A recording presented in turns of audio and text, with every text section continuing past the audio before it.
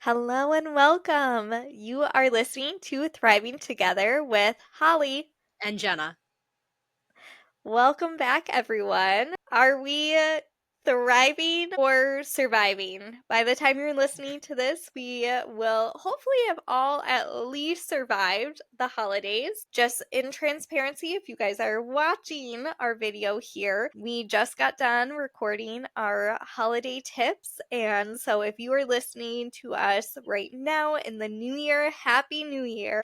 And if you haven't listened to our holiday special, go back ahead and listen to it because there are some good tips for just aligning for 2025. But we'll kind of kick off a little bit with our favorite question of Jenna, are you surviving or thriving? I am thriving. I think we had an awesome podcast. I'm so excited for the listeners to get to hear it, and I'm just looking forward to the holidays. And what about you, Holly? Surviving or thriving? Well, in my past, I would have said surviving, but honestly, just sharing this space with you, and I am so excited for others to start to listen to this podcast and hoping that it really resonates with many parents that are out there. I think I might actually be changing my answer to thriving today. I'm feeling pretty good. Awesome. I love to hear that. I have a lot of fun. We have a lot of fun on this podcast together. So we have a really awesome episode for you today. We're going to go through postpartum and surviving that. I'll let Holly kick that off. Yeah, so I am going to start with reviewing a little bit of my personal story, and Jenna is going to add in her bits as well too. So we went a bit more into this in our first episode, so we're just going to recap a little bit here. But in 2022, I gave birth to our daughter, and it was a planned C-section at 39 weeks. So, again, a little bit of a recap of I was diagnosed when I was age of 7 with juvenile idiopathic arthritis. It was pretty progressive, and so at age 16 and then at age 18, I did have both my hips replaced. And when I was pregnant with my daughter, we had some concerns about just kind of what that process would be like if we did decide to go with a vaginal birth. And so we were given the option to have an elective planned C-section due to my past history of total hip replacements. And so going into postpartum, and that's going to be a main piece of kind of what we talk about today. We had a couple different things going on for myself personally, as one recovering from surgery and also having a chronic illness and managing what my condition was like after I had our daughter, and then also surviving with a newborn. And so there's a lot of different pieces that we'll kind of talk about today. And we'll just kind of start by going over how do you survive this postpartum process? It is so new. And I don't know, Jenna, if you had maybe some similar experiences, but when we talked to other parents about the idea of bringing our baby home, the reaction was so varied. Like sometimes we would get the, oh, that's just so exciting. And then other times we would get this kind of odd reaction where people would just look at us with the whale eyes and they'd be like, good luck. Yes. I'd be like, good luck with what? Like, what does that mean? Like, some people say it's really magical, and other people are telling me to prepare for a war. And there were so many unknowns. And we know that when pieces are unknown, we are going to have higher levels of stress and anxiety. And a really big piece for me was actually not knowing what my arthritis was going to do after I gave birth. Yeah, Yeah. there Yeah. were moments where I just had these flashbacks to webinars that I've had attended in the past about postpartum with RA or a rheumatic disease, and they would talk about this fury of a flare that was going to come afterwards. And so my first step as I was planning to become pregnant and to go through that postpartum was creating a plan with my healthcare team. Honestly, I kind of was surprised how little input my OBGYN had in terms of kind of that postpartum. There was a lot of just deferring me to rheumatology, just kind of saying, well, that's something that maybe you guys should discuss over there. And I was really fortunate and I'm very thankful that I have a great relationship with my rheumatologist. And she was just very honest with me of, okay, like, what pieces are important to you postpartum? Is it essential that you breastfeed? Okay, here are the options. Are you open to formula feeding? Okay, here are our options then. And going through what options are available for managing pain. And honestly, we even started that conversation prior to me getting pregnant of what medications are acceptable to be on throughout pregnancy, throughout postpartum. At the time, I was on an infusion where I was able to have an infusion during my third trimester. And then it was kind of like right before I gave birth. And so that lined up really well that about that kind of 6, 8 weeks postpartum, I was going in for another infusion. And I also had a prescription of prednisone on hand to manage pain as needed. I honestly didn't feel anything arthritically for those first probably 7 weeks. It was just a lot of focusing on my body healing. And then about that 8 weeks, then I was like, oh, there that stiffness is. Now I feel it. That's back. Yeah, and one thing to say is you go to these seminars and they scare you. I don't know if that's the way you felt. I was scared. I heard what could potentially happen. I had spent time in a wheelchair like a year and a half prior, and they're like, you might end up back in a wheelchair. And that was just, in my current house, that was not something that would have been possible. We have stairs, our living areas are upstairs. And that was just something that really, really scared me. And I think it shouldn't have to scare us because there are options and there are ways we can plan ahead of time to help mitigate or prevent some of that stuff from happening. Absolutely. I feel that piece of fear. I remember just having this like feeling of jealousy. And I think that that might be kind of the word for it of my friends that just were like, oh, we're pregnant. And I was like, what do you mean you're just pregnant? Like, Yeah.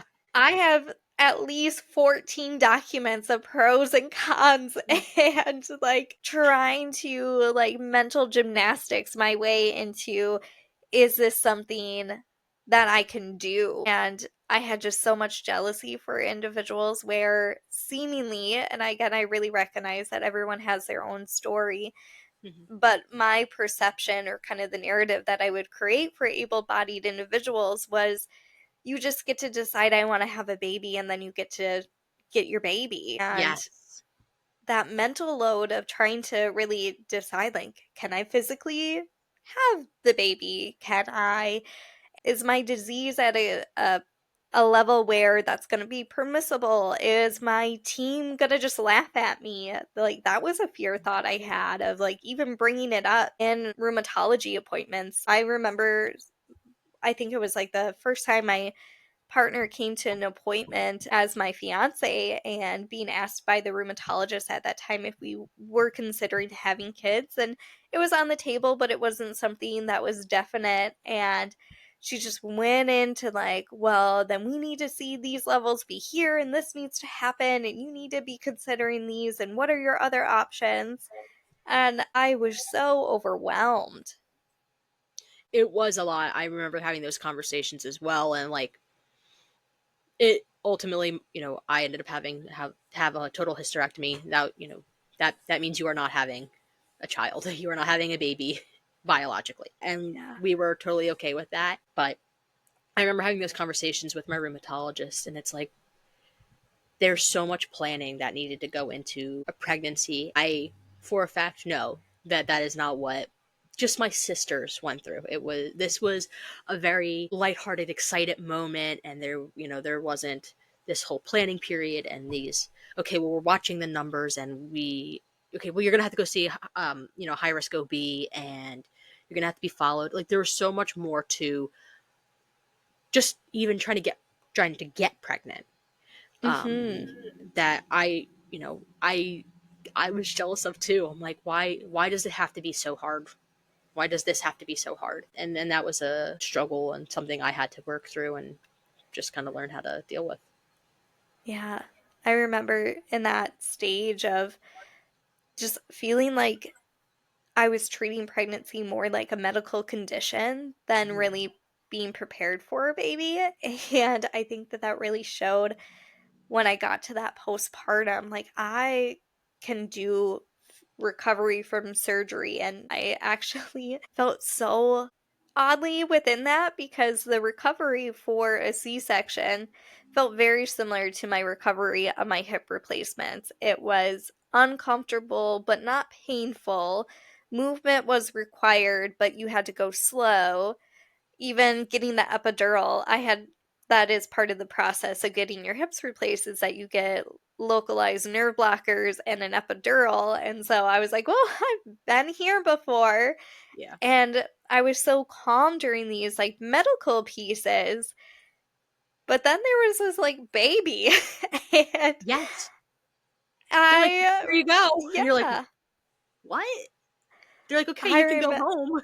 Yes, there was this moment where, after surgery and stuff, and we had made it back to our recovery room, and my husband had asked me, like, do you want her? Do you want the baby? And I was like, I don't think I do right now. Like, I think I need to take a nap. Like, that is Yeah. what I need to do. And I remember this, like, moment where I was like, oh God, is this normal?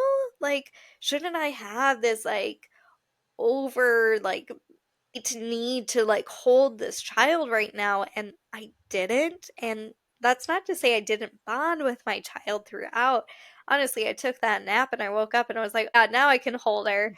Yeah. um You have to take care of but yourself first.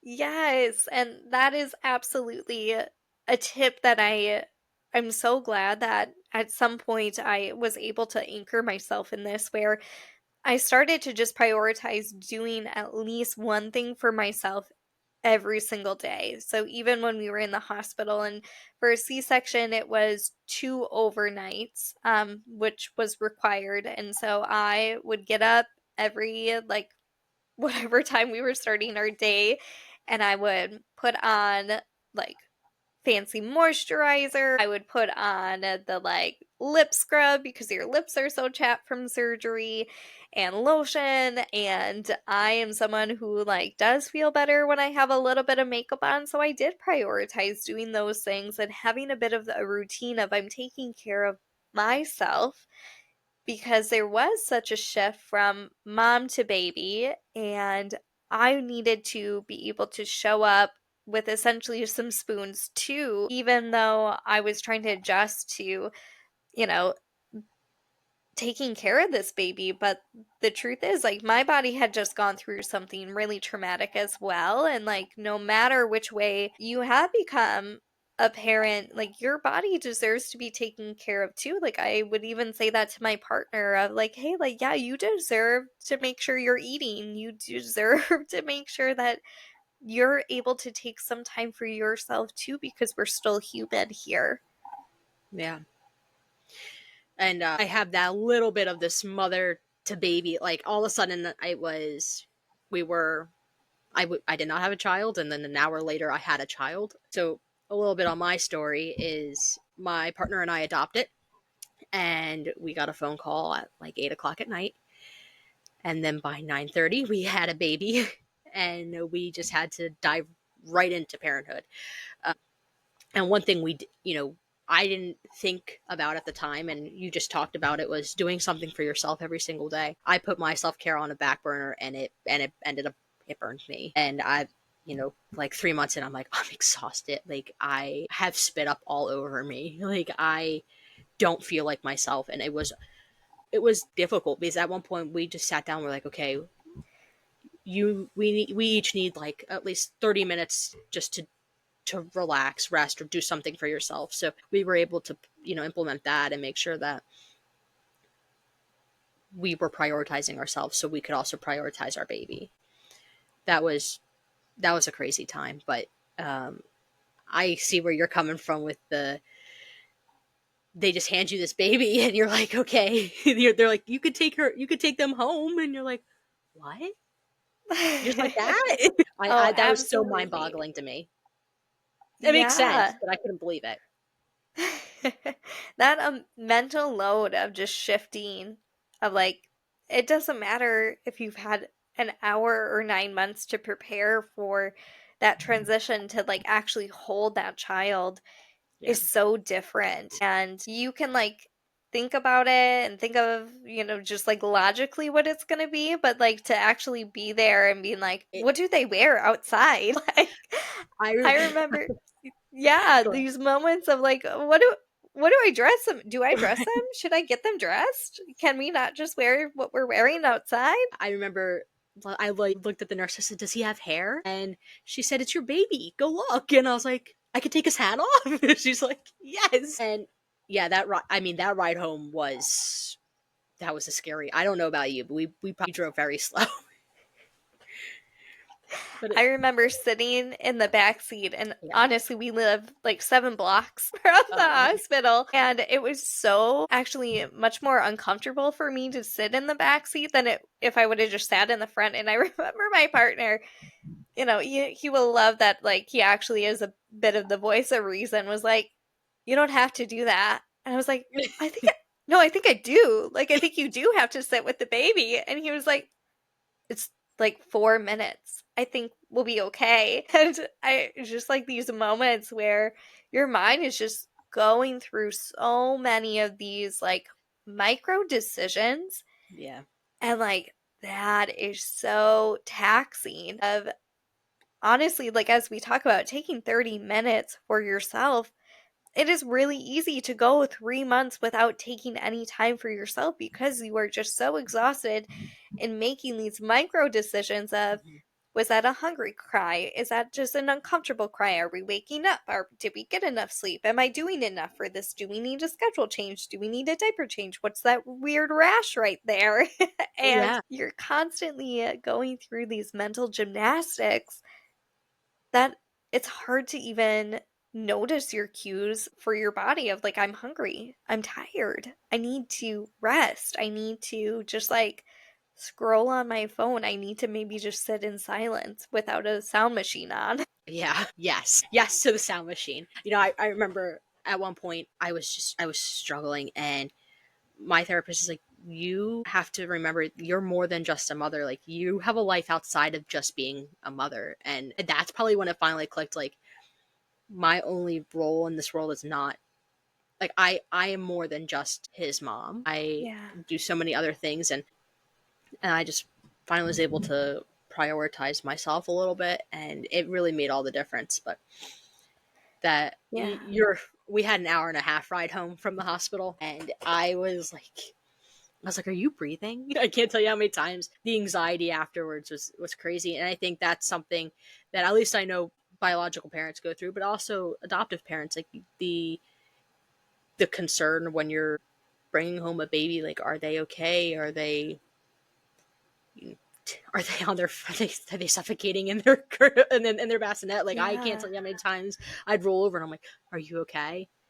And that takes a huge toll on someone who has a chronic illness. Like, your body's already depleted, and then on top of that you're adding no sleep. It's a Yeah. lot. How did you handle Absolutely. that? I am really thankful that my partner was like a true partner. So we did decide to go the route of formula feeding. And that was really, again, like rooted in the unknown of, okay, if I have a flare that I need to be taking prednisone for, like, I did not want to start the journey of breastfeeding and then have a flare be the end of it. And so I just decided, again, going back to that webinar fear, I remember Yeah. this like verbiage of like, you might not even be able to hold your baby. How are you going to breastfeed your Yep. baby? And I was like, how will I? Yeah. And so we really did go the route of formula feeding. And, there are parts of me that I wondered, like, was that the best choice for us, or was it a choice that I made based on my chronic illness? But again, I'm always going to look at it from, that positive. It also really allowed my partner to Hmm. be very present. And so we would take specific shifts throughout Yeah. the night. He is someone who can stay up a lot later, and I'm someone who can get up early. And that's kind of how we really focused on, okay, here's what I need. I need to go to bed by like 10:30. I can't stay up past then. And he at the time was actually kind of getting off of work about 10 o'clock. And so it really worked out where he could come in and take over for, the next like 4 6 hours. And then I was able to get some uninterrupted sleep. And then we were able to do those shifts. So, really focusing on like, what is the need?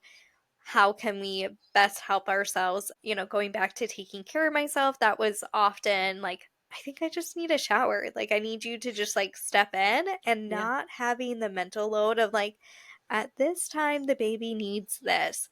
Like, he already knew, like, any point of our day, he could just jump in and he knew exactly where we were on the schedule, when the nap was, what the cues are of like, she needs a burp. And that was so helpful, and I was so grateful that I had a support person like that. And so that was essential for me, is really having that support person. And to be honest, if I didn't have a partner like that, I think that that would have made my postpartum experience a lot trickier. And I recognize not everyone has a support system like that, but being able to really reach out to friends too. I know that if I was in that place, I had friends that would come if I asked, or parents or in-laws, being able to really verbalize like, what do I need? Like, I need help with this. I need you to come over and do my dishes. I will hold the baby. Please don't take the baby from Yeah. any new mom.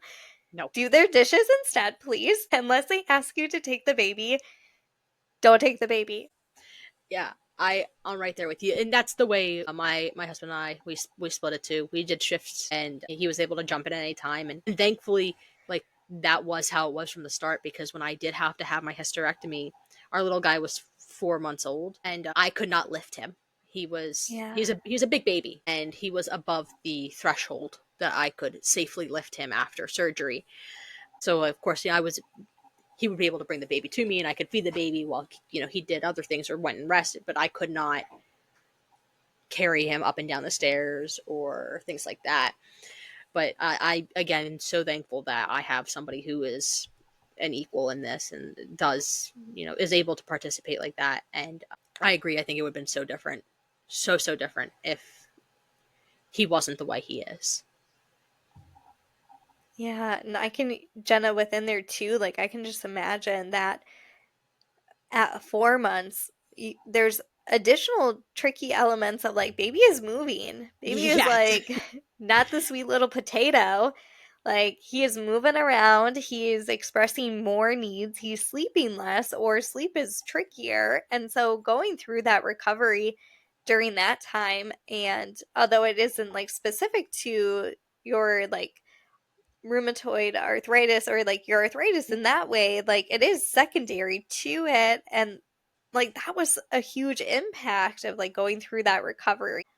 Yeah, it was. And I mean, as anybody with a chronic illness knows, if you are on medication, specifically immunosuppressants, you have to stop them before you can have surgery, and then they have to make sure and wait until you're cleared to start them again. So of course it's like a 3 month process to get to the point of no meds, surgery, and then you can finally restart meds. So it was a time where it's like on top of trying to recover, you're also flaring because you're off your medication. And it was just such an interesting time to navigate. But I did not have to navigate the having a C-section and bringing home a baby. It is mind boggling to me, and like props to everybody who has been able to do that because it is. I imagine not very simple or very easy, but I think we should hop in here to some of our top tips and tricks for postpartum and bringing home a little one. Absolutely. Yeah. And as we're kind of mentioning those tricks of, you know, no matter kind of where you are in that recovery process, having things, and we'll get a little bit into some registry ideas, but really looking at physically what are some things that are helpful in that process. So, as Jenna mentioned, like not being able to maybe pick up baby, I know, like, during the C-section recovery, very similar, there was that weight restriction too. So having the travel base stroller, so where you can take the car seat and put it straight onto the stroller, that was huge. Those car seats, and this was something that was so tricky as we were looking for a car seat, sometimes they're like 10 pounds without a kid in them. Yeah. And so being able to really carry like a 16, 20 pound baby carrier as you're recovering just is not feasible. So being able to have one that was clicking into the travel piece, that was extremely helpful for me. Or again, going back to our support persons, if my husband wasn't available, asking someone else to go along with me. That way I did not feel like I had to do all of that heavy lifting on my own too, was really helpful. Yeah, we also went with a travel stroller. Where we were able to pop him out and pop it right in, and that was the best. Just I absolutely loved it. It made it so much easier for me. And now, obviously, he's out of an infant carrier. And he's in his big boy car seat. We went with a rotating car seat, and that has helped big time with my back. Just being able to pop him in and then turn him has made it easier just to click the seatbelt or unclick it, and just pick him up. You're not like contorting your back. So Yes, again, going back to like saving our spoons, maybe this looks like making meals beforehand. If you're able to kind of prep ahead, I kind of set a rule that if anyone was coming to my house, I said, "You are welcome from this time to this time. And if you would like to bring a meal for us, that would be greatly appreciated." Because I am not a cook, and being able to just have a bit of that off my mental load was super helpful. Also, really leaning into paper plates, and maybe we didn't do yeah, dishes all the time and just took it a bit easy there too. Being able to save our physical spoons and using a little bit of the help that is around us. A lot of the times, needing to actually say it. I think a lot of people have some good intentions, but the impacts can sometimes be burdensome. So I felt that there was this like opening for us to be able to set these clear boundaries right away. This is when you can visit, making sure it wasn't during sleeping time. That was really important for us. And it was something where most people honestly were really accepted of those boundaries and just went with it. yeah, and that was another topic: boundaries. Right? One of the times that you were willing to have people over. Hey, what are your rules when somebody comes over? Like I was big. You have to wash your hands. Like I needed people to be vaccinated. Like you were coming over. These were the rules. Not only did it keep baby safe, but it also kept me safe because you're bringing your big germs in to my suppressed immune system, and my baby Yeah. doesn't have immunity to anything. So it was really big for us. How when you come over, what's the protocol? And I had it very laid out. I set those expectations early. Like once we, were able to bring him home, our little guy spent a week in the hospital, so we had time to kind of set. These are our expectations when you come over. You're going to wash your hands. You're there's don't bring clothes over that you if you smoked. Like don't do Mhm. that. We set that stuff up, and I will tell you, I don't think I washed one dish because we used paper plates and plastic utensils for everything for the first 3 months. Yeah. That was not a time to be doing dishes. There again is going back to that piece of we really had to just prioritize like how do we Yeah. try to survive. That might have been a period of surviving, and that thriving piece does come in later. And Jenna, as you mentioned in there too, the piece of how important it is to have those conversations with the people around you. And I'll kind of like branch on that too is it was really important for me to have conversations with other adults that wasn't always just centered around the baby.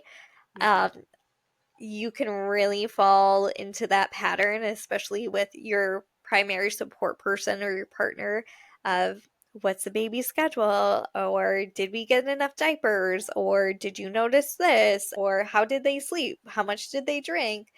But we started to get into the practice of intentionally asking each other what's on your mind, what's in your heart, and what was a moment of joy today.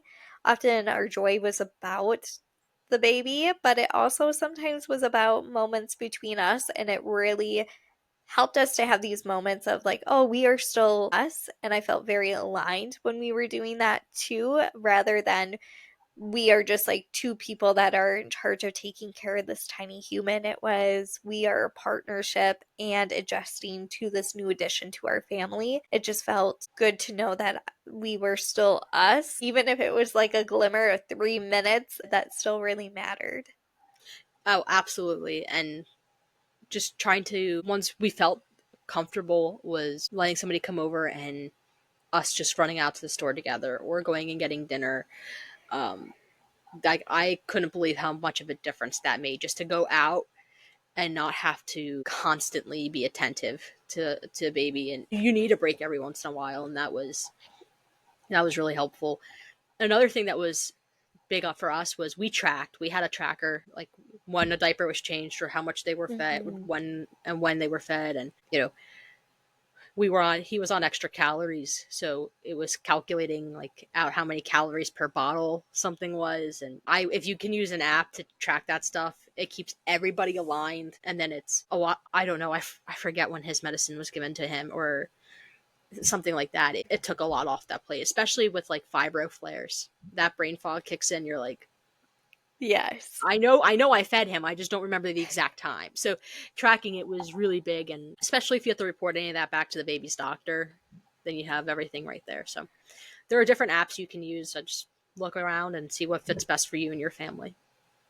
Yeah, that's a really good tip. And we're going to shift a little bit into what was really helpful within possibly our registries. And so we're going to shift a little bit into there. So I think my biggest tip when it comes to a baby registry, and we're going to try to link a PDF of more tips for a baby registry, but we honestly have so many that we're not going to be able to cover all today. But I think one of my biggest tips was to invest in a multi-level baby setup. So what I mean by that is our home is a two-story home and the nursery, her room was upstairs, but it wasn't feasible for me to keep going up and down every day. And so we were able to make a little nursery within our room, very helpful, especially in the middle of the night. There is no way that I was going to be going up those stairs at 2 a.m. doing my little penguin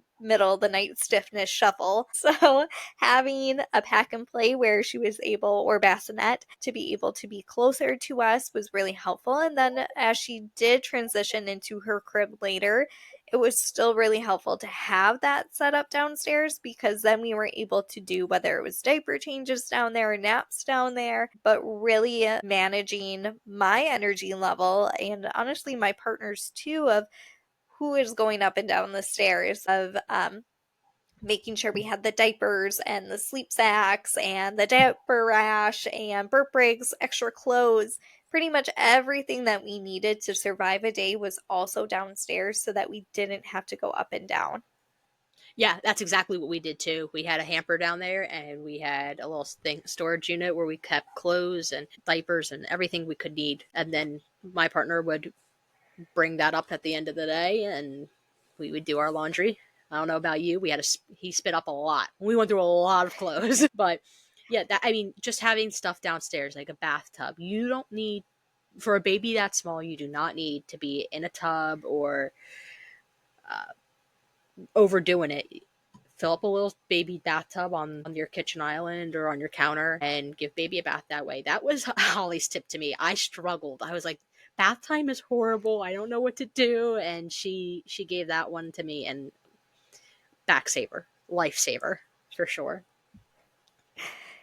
That to me is one of those moments where I was so grateful that you and I had that connection where we could ask each other these questions because asking maybe our mom group, they'd be like, just wash the baby.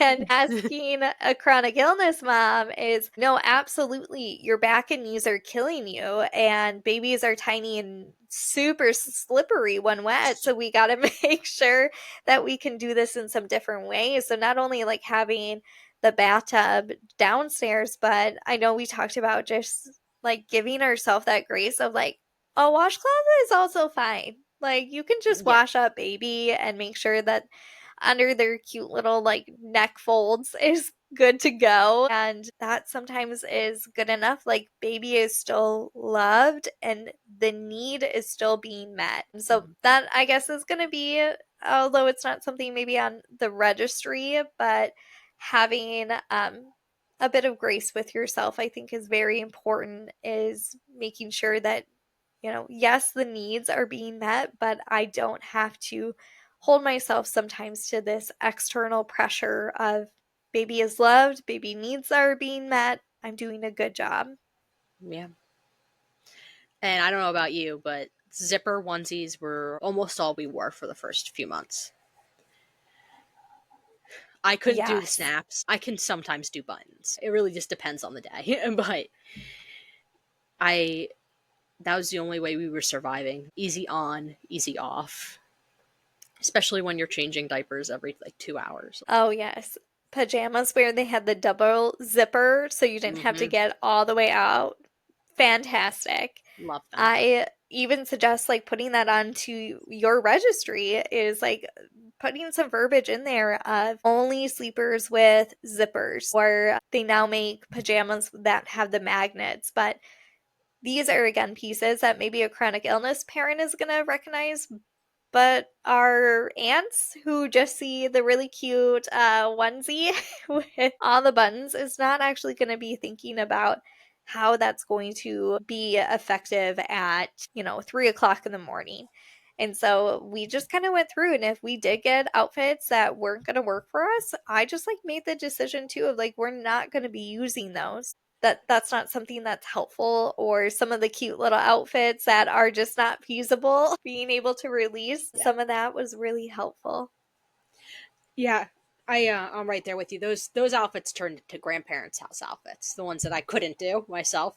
I We love found a way that. to cope with that. Yeah, because the worst thing is like if you're spending a lot of time at somebody else's house, if you're able to have a second set of certain things that you know you might need, like a rocker or a bouncer or whatever, if you can have a second set there, then you don't have to haul it.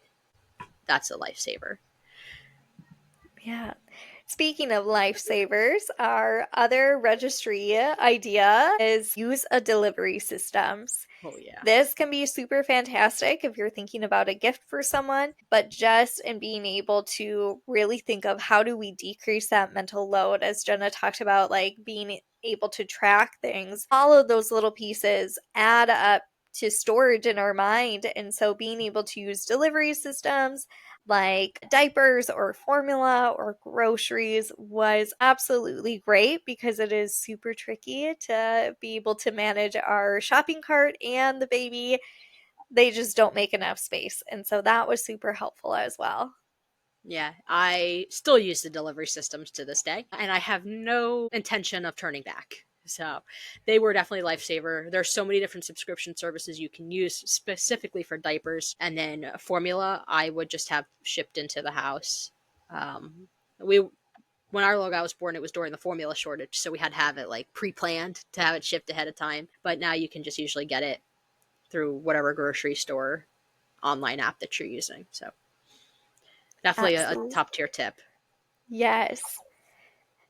So, again, we have many more tips. And so, in our show notes, there is going to be a link to a PDF, and you're also going to be able to find that on our Instagram, Thriving Together podcast. So, go ahead and check that out. So, whether that is for yourselves as you are planning your baby registry, or if maybe you have a fellow spoonie or chronic illness friend who is in that stage of life, go ahead and kind of check through. We have many, many things on there, things that might be kind of obvious, and other things that really were lifesavers, like electric nail filers. Who knew? It's actually a must. And as we are ending, I'm just going to go ahead, and Jenna and I are going to reflect on a bit of a positive about handling postpartum and becoming new parents. And the piece that is going to stand out to me is just being able to be familiar within that hospital setting. That was something that I actually felt very comfortable in, and being able to do the doctor communications, even a bit of deciding like what was a sign of illness and what was a sign of just like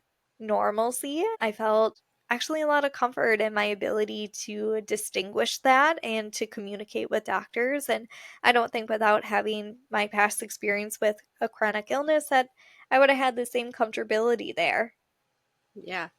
And I would say mine is around the same about yours. Like I said earlier, my little guy spent a week in the hospital. So if I didn't have these experiences, I would not have been able to advocate for him the way he needed me to advocate for him. And understanding what the doctors were saying, it made all the difference. You know, I understood the terminology, and my partner is not from the chronic illness world, and it was a lot. So trying to like break down what the doctor said and explain it in English to Josh made it was definitely helpful to have. So I'm thankful for that. That mental flexibility and able to meet those needs as they arise, that is something that really helps us thrive together. And Absolutely. thank you, everybody, today for being here. We cannot wait for next time. We have so many different things planned for this next year, and we are so glad that you are part of this community.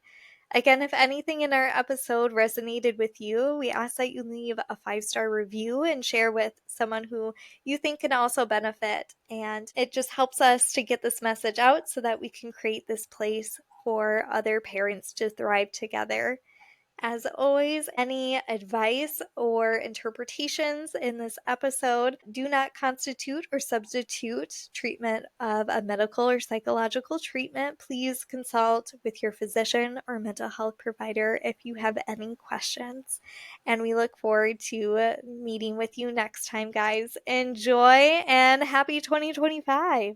Happy 25, 25. Thank you.